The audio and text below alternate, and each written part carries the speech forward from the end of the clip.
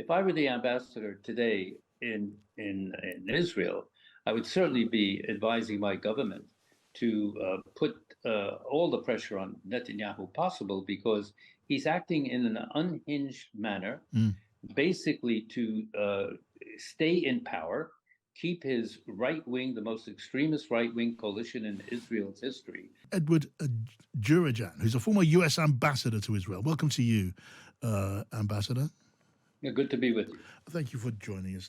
Let me ask you, imagine you are back in your old post as the American ambassador in Israel. After what happened yesterday, I wonder what you would be saying to the foreign ministry in Israel now. I know that the Israel government is not entirely united on the next step in Gaza, but how do you express America's position here?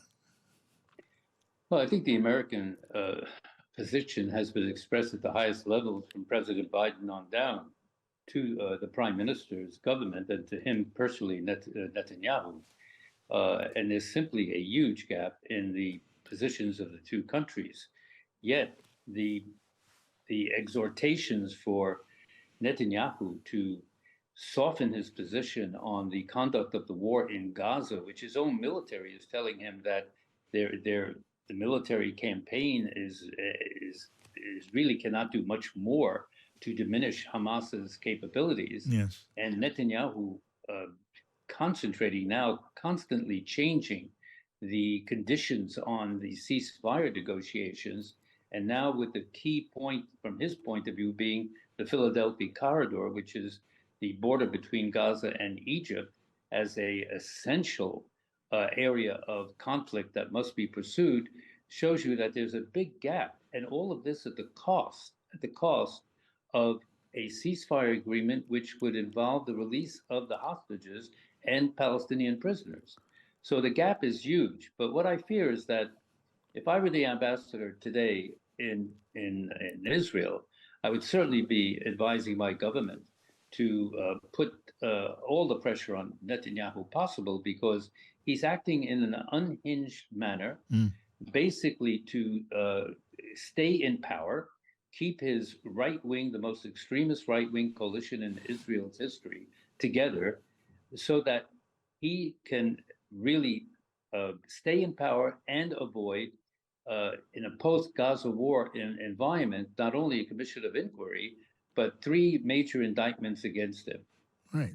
So clearly you are thoroughly signed up to the analysis that says that Benjamin Netanyahu is acting here out of political self-interest, very, very significantly, avoiding the courts by keeping the war going. You described him as being unhinged.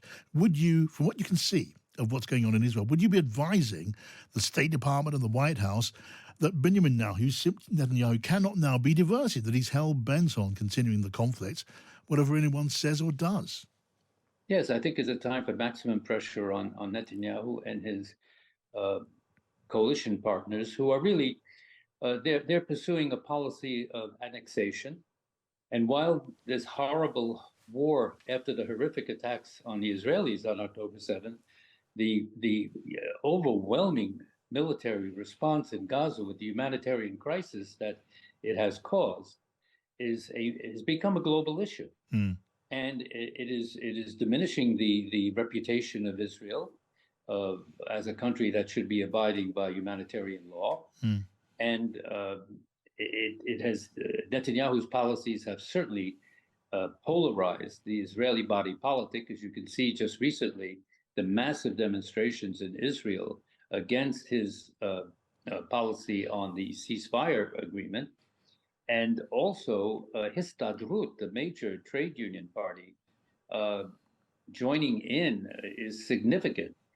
But I have to be honest, whether all of this will result in his changing his position, Hmm. because he immediately came on television and with one of his famous caricature maps, stating why the Philadelphia corridor is so essential. And a question I would ask rhetorically is, well, if the Philadelphia corridor was so essential, why isn't that the area the IDF went into first at the beginning of the war? Right. And look, for all that you are deeply, deeply sceptical of Benjamin Netanyahu's motives in prosecuting the conflicts in the way that he is. Could you address for us the arguments that were presented by Benjamin Netanyahu yesterday evening? And we know that we saw 6 Israeli hostages brutally, cynically murdered by Hamas in the hours leading up to yesterday's news conference. Now we have warnings from Hamas's leadership that they're prepared to send more of the hostages back in coffins. Against that threat, against that background, how could Netanyahu justify allowing peace on Hamas's terms, a ceasefire that would mean an end to the conflict, which is clearly what they would wish to see conceded at this point? Well, I agree with you. I think the key issue is that when the IDF, the Israeli military, is telling the Prime Minister of Israel that they have achieved, to a great extent, the diminution of Hamas's military capabilities, Yes. and that there is no, what is the meaning of total victory that Netanyahu professes? There is no such thing as total victory over Hamas. Hamas is both a terrorist organization, it has its military wing, but it's also a political movement. So this rhetorical total victory is used as a subterfuge to just continue the war, Yeah. so that he can remain in power as long as possible. It's as brutal and clear as that.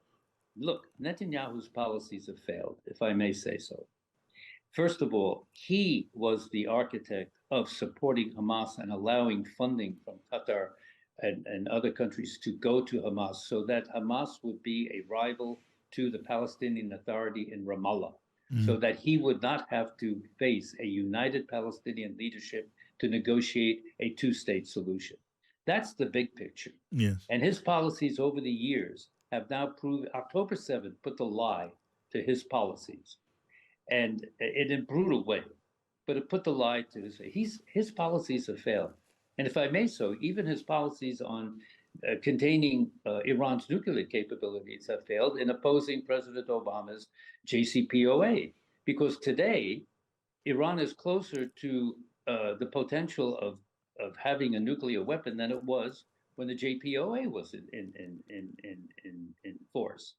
So on 2 areas, the Palestinian situation, which is an existential crisis for Israel, because let me say this, between the Jordan River and the Eastern Mediterranean, there are approximately 7.2 million Palestinian Arabs and 7.2 million Israeli Jews.